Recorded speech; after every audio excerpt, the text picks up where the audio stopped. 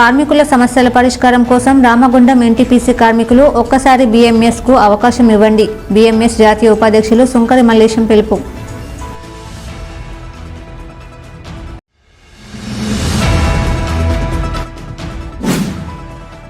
శాకాహారం భుజించడం మూలంగానే మానవుడు ఆరోగ్యంగా జీవిస్తాడు. శాకాహారం అమృత ఆహారం, మాంసాహారం విషాహారం. రామగుండం మాజీ ఎమ్మెల్యే కోరకంటి చందర్ వెల్లడి.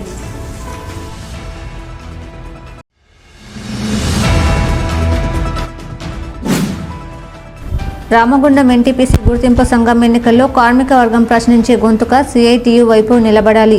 సిఐటియు అనుబంధ ఎన్టీపీసీ యునైటెడ్ ఎంప్లాయీస్ యూనియన్ అధ్యక్షులు ఎన్ భిక్షపతి పిలుపు.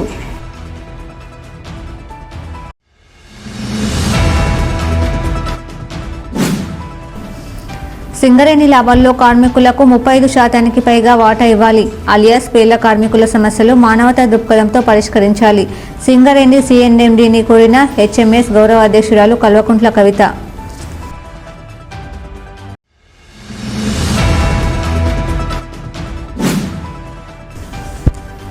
గోదావరిఖని పట్టణంలో మహమ్మద్ ప్రవక్త సల్లెవలే వసల్లం జన్మదినం మిలాద్ ఉన్ నబీ సందర్భంగా భారీ ఊరేగింపు.